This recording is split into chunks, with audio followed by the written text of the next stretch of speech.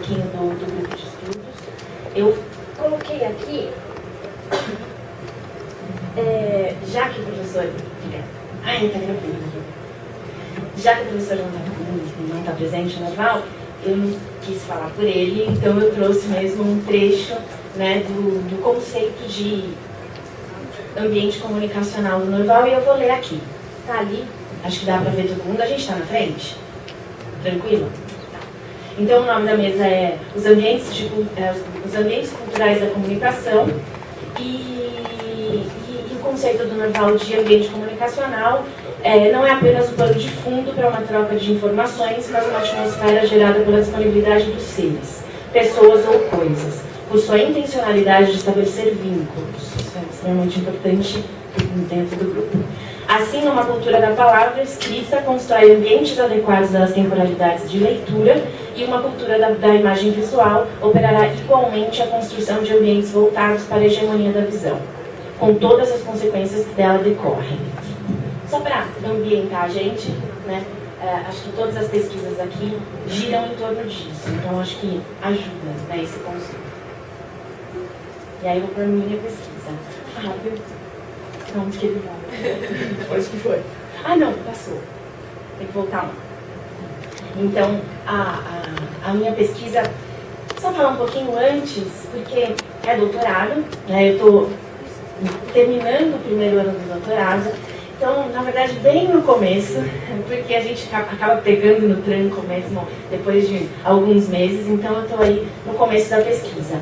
Mas é uma continuação do mestrado, então eu continuo com o mesmo objeto, porque eu acabei, na verdade, não comprovando a minha hipótese. Na verdade, a hipótese do meu mestrado, ela não foi comprovada. Na verdade, eu trabalho álbuns de família, fotografia do universo íntimo, então coleções de imagens do universo íntimo, e eu queria estudar essa passagem do álbum tradicional da mídia secundária para o álbum digital online, digital, né, em ambientes digitais.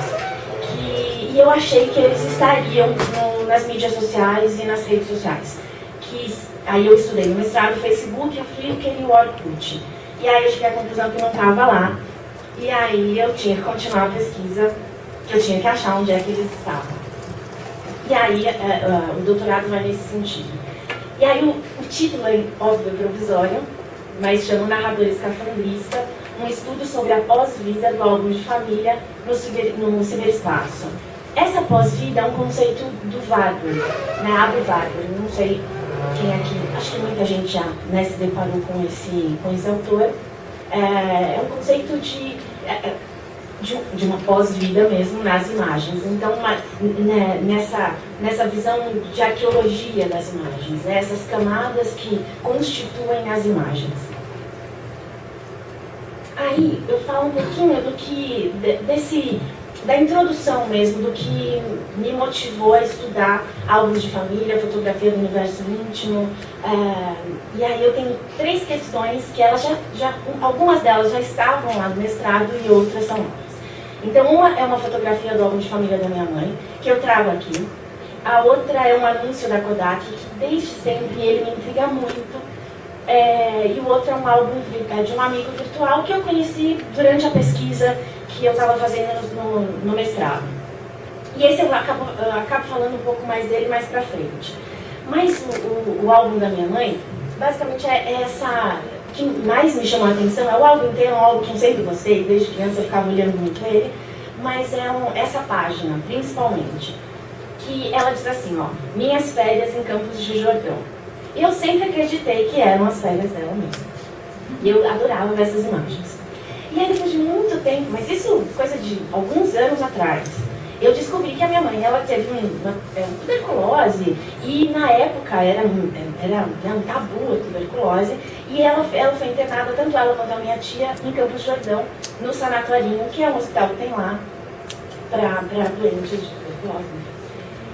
Ou seja, né, é uma grande ficção. Na verdade, não é nas férias dela. E é isso que, de certa forma, me motivou a começar a estudar isso. E esse anúncio da Kodak, que eu vou ler junto com vocês aqui, ele é um pouquinho grande, mas acho que vale a pena. Ele é super antigo, acabei não colocando a data, que eu não me lembro mais. Mas eu achei uma revista portuguesa, portanto ele está no português arcaico de Portugal, sei lá, muito difícil até de ler.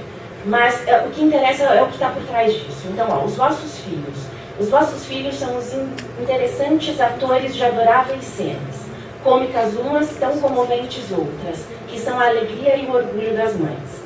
Mas bem sabeis que o implacável tempo terminará por apagar por completo da vossa memória todas as suas encantadoras e adoráveis graças infantis. Cometereis, pois, uma irreparável falta se vos privardes da terna alegria de rever carinhosamente uma e outra vez, de encontrardes amanhã e sempre os vossos queridos filhos, tais como eles são hoje. O único meio, absolutamente o único, de evitardes amargas decepções é o de registardes dia a dia as cenas de vida dos vossos filhos num álbum de instantânea escolaridade. Ou seja, a culpa absurda da mãe ali ter que, se ela não registrar as imagens dos filhos, enfim, ela é uma mãe ruim. E aí isso vai de encontro com dois autores que eu trabalho bastante, que é o Pierre Bourdieu e a Susan Sontag, né, que eles falam de angústia contra a passagem do tempo, a fotografia, né, a fotografia e, consequentemente, o álbum de fotografias, essa coleção de imagens, essa angústia contra a passagem do tempo, é a defesa contra a ansiedade, é o tédio e a culpa, que a gente fotografa por conta disso. Então, esse medo da morte, essa resistência em relação à morte, que é essa defesa contra a ansiedade. O tédio, ela utiliza no sentido de a gente não pode simplesmente não fazer nada, né? Então, tem uma passagem do livro, ela fala das férias, né? Então, que a gente está tão acostumado ao trabalho, todo mundo tem que trabalhar, né? A coisa do trabalho dignifica o homem, enfim. E aí, ela até nas férias a gente tem que trabalhar. Então, você está lá com a câmera trabalhando e registrando, mostrando que você está se divertindo. Não basta se divertir, né? Você tem que mostrar que está se divertindo. E agora, com as redes sociais, as mídias sociais, publicar que você está super feliz e que você está se divertindo. Então, basicamente, isso... tinha uma outra questão que é o álbum do menino que eu conheci na internet, quando eu estava pesquisando. Esse eu não tenho a imagem aqui, mas a ideia é que isso me intrigou demais, assim. Ele tinha, na época, por volta de 4.000 fotos, era o Orkut. Na época que a gente tinha coisa de, sei lá, quem tinha muita foto, eram 100 fotos, 150 fotos. Ele tinha por volta de 4.000 fotos no álbum dele, milhares de álbuns, tudo separadinho e tal. E aí um dos álbuns era uma viagem que ele fez para o Canadá. E aí eu abri para ver as fotos, e as fotos eram fotos de banco de imagem, fotos parecidas de profissionais, né? Fotos muito compostas, cuidadas e tal. Eu falei, que estranho, porque contrastava com o restante. Não é que ele não podia fazer isso, mas é que contrastava com todo o material dele. E aí na entrevista eu fui perguntar isso pra ele, ele falou assim, não, mas é uma viagem que eu fiz com meu pai, porque o pai era político, vereador da cidade, uma cidadezinha pequena, fez uma viagem para o Canadá, conseguiu levar o filho, e ele não tinha câmera fotográfica digital naquela época. E aí, para ele, não tinha problema nenhum ele se apropriar das imagens, fazer um álbum, e estava lá. O nome do álbum era Minha Viagem ao Canadá. Né? Então, isso começou a me intrigar, entender de que forma se dá essa passagem do álbum de família, do álbum tradicional, para o álbum na mídia terciária, né? Para o álbum digital, em ambientes de comunicação, em ambientes digitais de comunicação, enfim. E aí, eu coloquei aqui os objetivos da pesquisa, porque como eu estou ainda no início da pesquisa, ainda estou me valendo muito do projeto. Então ali tem 3 pontos de objetivos, eu não vou ler tudo, falar meio por cima. Então o primeiro objetivo da pesquisa nesse momento é fazer um levantamento. Como eu cheguei à conclusão lá, conclusão, mas não sei se é exatamente uma conclusão, mas eu não vi, né, nas redes sociais ou nas mídias sociais a possibilidade de uma continuidade, de uma pós-vida desse álbum de família. Então, seria fazer um levantamento mesmo, mais rigoroso, com mais tempo, onde está isso, né? Onde essas imagens estão arquivadas, e não só arquivadas, né? Aonde existe uma narratividade, porque o álbum, ele prescinde de um narrador e de uma narrativa. Então, aonde isso é onde é possível disso acontecer. Então, a primeira parte da pesquisa é um levantamento mesmo. E eu estou nesse momento de levantar, tanto nas redes sociais, nas mídias sociais, mas não só ali. Né? Então, na verdade, é nesse ambiente digital. Entender aonde que isso está se dando. Num segundo momento, é mesmo a experiência do colecionismo, a continuidade da experiência do colecionismo de imagens nesse ambiente. E, no terceiro momento, o impacto causado pela cultura digital no universo da fotografia vernacular, né, que sempre imagens que eram feitas para habitar o escuro, né, para estar lá encapsulada num álbum, dentro de uma gaveta, né, e tinham momentos ritualísticos ali para aparecer. E aí, de repente, essas imagens são feitas de luz e só existem por intermédio dela, e elas são vistas o tempo inteiro aí. Então, é esse objetivo, esses são os objetivos. Eu coloquei aqui a pergunta, que é: em que medida o álbum de família pode continuar abrigando nossas imagens mnemônicas e manter sua função social de inventário familiar, narratividade e monumento à memória pessoal e coletiva em ambientes comunicacionais digitais? Essa é a pergunta abrangente do projeto. E aí as hipóteses, que seria, num primeiro momento,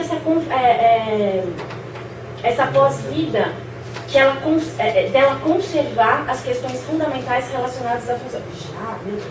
Então, eu vou correr muito. Enfim, as hipóteses de conservar isso, mas de certa forma é o que eu já falei. E, num segundo momento, essa narrativa familiar visual, audiovisual, hipertextual, colaborativa e compartilhada que só é possibilitada nesses ambientes. Então, assim, ao mesmo tempo que eu cheguei à conclusão, lá atrás, de que não são nesses ambientes de rede social, mídia social, que o álbum de família vai se dar, eu também não descarto, em hipótese nenhuma, na verdade eu acho que isso é imprescindível hoje, de ele contar com uma narrativa visual, audiovisual, hipertextual, colaborativa e compartilhada. Então, como é que se faz isso? Né? Como é que a gente consegue juntar essas duas coisas? Aqui é só para entender o primeiro momento que eu estou estudando mesmo, que é o do narrador. Então, assim, isso de algumas semanas para cá, então ainda está bem no começo mesmo. Né? A ideia desse narrador. Quem é o narrador? Eu parto do texto do Walter Benjamin, o narrador, que lá ele define dois narradores, né, que é o marinheiro comerciante e o camponês sedentário, duas famílias de narradores. E aí eu usei, né, na metáfora do meu título ali, eu dei um nome para esse narrador nesse ambiente comunicacional, digital, enfim, que é o narrador escapandista. E aqui são dois trechinhos, um do próprio Benjamin e outro do Gabriel Garcia Marques, que no fim eles estão falando a mesma coisa, que a diferença ali entre vida vivida e vida narrada, né? O álbum, ele é uma vida narrada, ele é uma vida de certa forma controlada, coisa que isso não existe, ao meu ver, nas redes sociais. Por exemplo, se a gente pegar um Facebook, a gente não tem se a gente olhar ali, a gente tem uma imagem de quem é aquela pessoa, mas tem fotos que ela foi marcadas, que não foi ela que colocou ali dentro, informações de amigos que aparecem ali, enfim. Então você não tem um controle. E o álbum, você tem uma narrativa, você tem um começo, meio e fim, você tem uma história, você está contando uma história, né? Então, por isso que eu acho que não se dá ali. Claro que isso é um pouco mais profundo, eu não vou conseguir dizer tudo aqui agora. Mas eu vou ler o do Gabriel Garcia Marques, porque na verdade eles estão falando a mesma coisa. Então ele diz assim: a vida não é o que cada um vive, mas aquilo que cada um recorda, e a forma como recorda de modo a poder contá-la. Então essa diferença entre vida vivida e vida narrada, que para mim, de certa forma, é impossível o álbum habitar as redes sociais ou as mídias sociais por conta disso. E aí, aqui algumas definições do próprio Benjamin nesse texto de narrativa e narrador, que eu não vou falar exatamente agora, porque eu vou passar um pouquinho mais rápido, mas o que interessa aqui é essa ideia do marinheiro comerciante e o camponês sedentário, que é essas duas famílias de narradores que ele identifica no texto dele. Então é desse viajante, é o que vem de longe, né? Então quem vem de longe, quem viaja tem o que contar, ele usa essa frase no texto.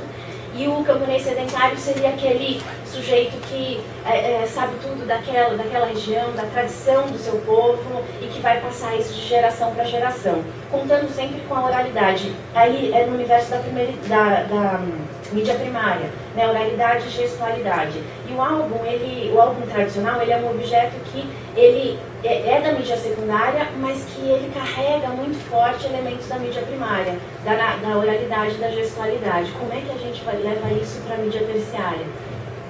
Então essa é a minha questão. E aí eu falo desse narrador escafandrista, que ainda está um pouco em elaboração, mas que seria aí um contador de histórias que habita o inóspito, o deserto, o ciberespaço, que é um ambiente no qual todos são narradores e ouvintes ao mesmo tempo, né? Narradores e ouvintes de si mesmo. Eu uso um pouco a ideia do imaginário bunker do Trevino. Mas é esse sujeito que está encapsulado em si mesmo, né, e protegido. Então ele se lança nesse ambiente protegido. E sempre olhando para si mesmo. Então, se a gente está nas redes sociais, né, a gente está sempre ali falando com a gente mesmo. Né? A gente está sempre ali, todo mundo parece que está falando só com a gente. Você olha no seu feed e as pessoas estão falando com você. Né? Então a gente está sempre... Tem um termo do Sfez que ele usa de um tautismo, né? Que é um pouco dessa mistura entre...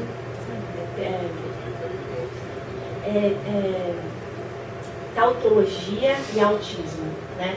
Então eu não quis entrar aqui agora porque é uma discussão que vai longe, mas é um pouco disso mesmo, né? Esse sujeito que está encapsulado em si mesmo, que olha para si o tempo inteiro. Então é esse narrador escafandrista aí que eu vislumbrei, e agora eu estou tentando defender sobre ele. Mas acho que é isso, acabou meu tempo, não dá para falar disso. E aqui é um pouco assim, sujeito desse espaço. Obrigada.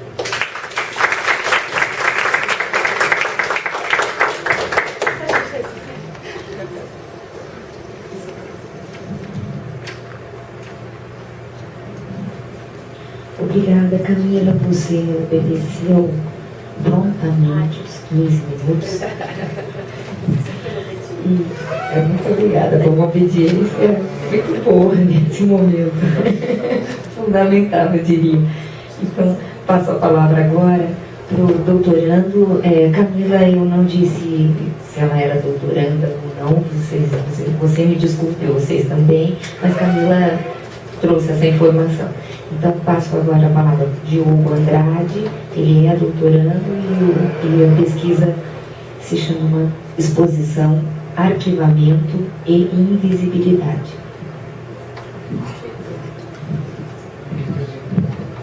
Boa tarde. De certa forma, complementando, a gente fazendo parte do mesmo grupo de pesquisa, acaba dialogando bastante as nossas ideias. Vou me aproveitar de algumas falas da Camila para tocar adiante a minha pesquisa. Basicamente, eu estou completando um ano de doutorado agora e minha pesquisa se fundamenta em compreender o lugar da imagem na atualidade, a partir da perspectiva da memória e imagem na atualidade, e como essa relação constitui ambientes da comunicação. Para isso, eu me ancoro em algumas teorias e já vou destrinchar o que significa essa ideia de ambientes e esse lugar da imagem que eu estou buscando.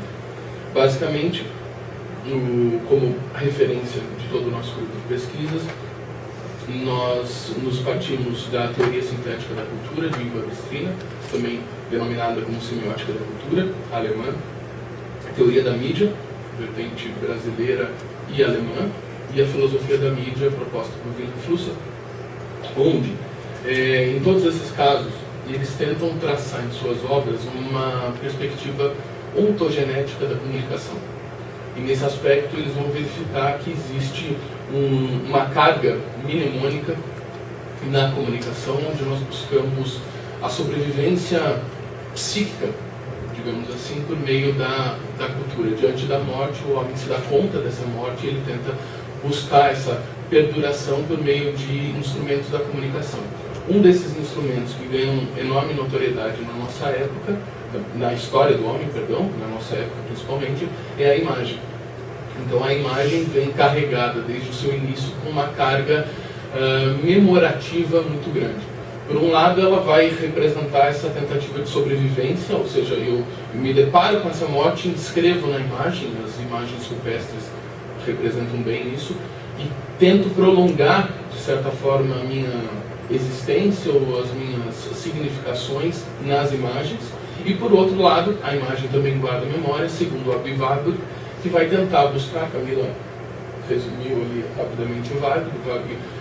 Estudou no início do século XX as imagens renascentistas, principalmente, mas formou uma lendária biblioteca da cultura, né, da ciência da cultura, onde ele tentava buscar os cernes arcaicos, as significações arcaicas das imagens. Então ele conseguia perceber, para a época dele, início do século XX, uma correlação entre as imagens arcaicas e a cultura atual. Isso acabou servindo para um embasamento não só de uma teoria da imagem, mas uma ciência da cultura. Então, imagem e memória têm, no ponto de vista aqui colocado, uma importância fundamental.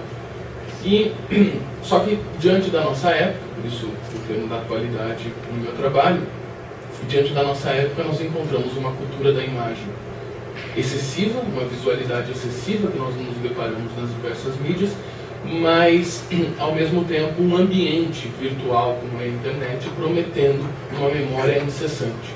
Então existe aí um encontro entre memória e imagem, sentidos culturais, memória e imagem, tal como, por exemplo, o Google nos oferece, né? Milhões e milhões de resultados dispostos à visualização constante. Pois bem, dentro dessa relação entre imagem e cultura, me vale da contribuição do Hans Belting, teórico da imagem, um historiador da arte, na verdade, que expandiu os seus estudos da arte em função da imagem, que percebe que a nossa época, ao contrário das épocas anteriores ao século XX, não vive mais nem uma relação de culto com as imagens, nem de arte, mas sim uma relação midiática. E isso, nesse aspecto ele fundamenta a teoria dele no valor de exposição do Benjamin, né? Nós valorizamos cada vez mais a exposição da imagem, que fica claro, ainda mais evidente dentro de uma perspectiva como o Google, onde aquela memória que está sendo formada ali privilegia não necessariamente o bom resultado, mas o resultado mais visto, o resultado mais economicamente vantajoso, né? Então existe uma relação, e eu estou na verdade apresentando um problema, por isso que eu me determinei a estudar isso, não vou apresentar uma resposta, infelizmente, ainda, mas existe aí, sobre a perspectiva, a imagem como memória, a imagem como sistema de vinculação humana, nossa, cultural, sendo utilizada excessivamente dentro das novas mídias, tais como o Google, que é o meu objeto de estudo principal. E essa excessiva exibição de imagens pode gerar uma fragilização, não vou dizer quebra, que seja muito excessiva, uma fragilização da capacidade de vinculação das imagens. E essa capacidade de vinculação das imagens, na verdade, traz um problema muito maior sobre essa perspectiva, que é a nossa capacidade de vinculação e emoção que estamos gerindo na atualidade. Esse é um dos problemas. Estou sendo rápido. Ela vai apertando, vai me dando uma apreensão. Calma. Mostra o problema.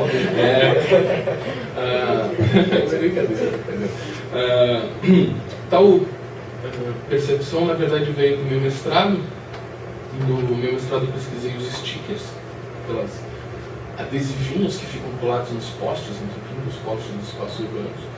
E os stickers se mostraram, dentro dessa perspectiva que eu coloquei, imagens que não buscam a durabilidade, mas sim a efemeridade. Isso me chamou a atenção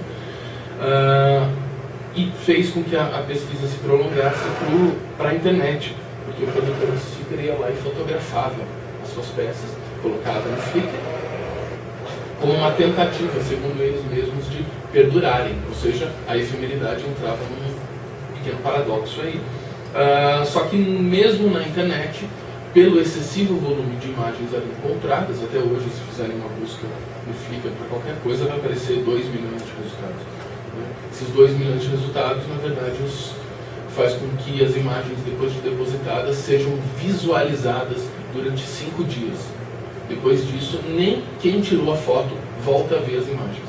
Então nós estamos formando uma memória não sendo vista.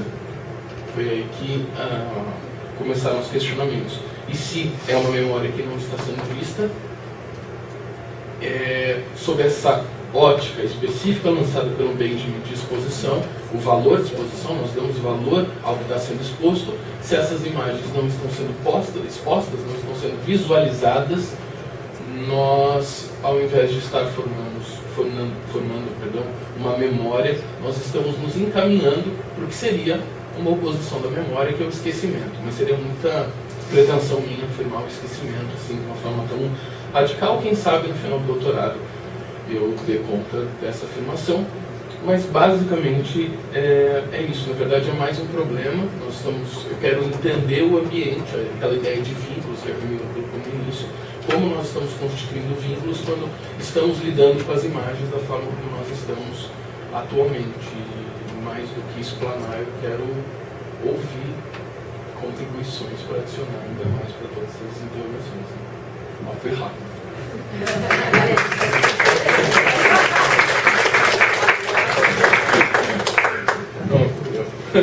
Obrigada, Diogo, mas eu realmente não queria ficar fazendo terrorismo com você. E eu até explico, é que eu não sou a melhor pessoa para controle de tempo. E eu sempre deixo as pessoas passarem muito tempo. E quando eu me lembro, lá se foram vários minutos. Então eu estava fazendo terrorismo para mim, mas isso para você. Bom, a próxima apresentação é da Luísa Spínola, e é doutoranda, e a pesquisa Áudio e Imagem, estudo da comunicação auditiva segundo J.E. Berendt.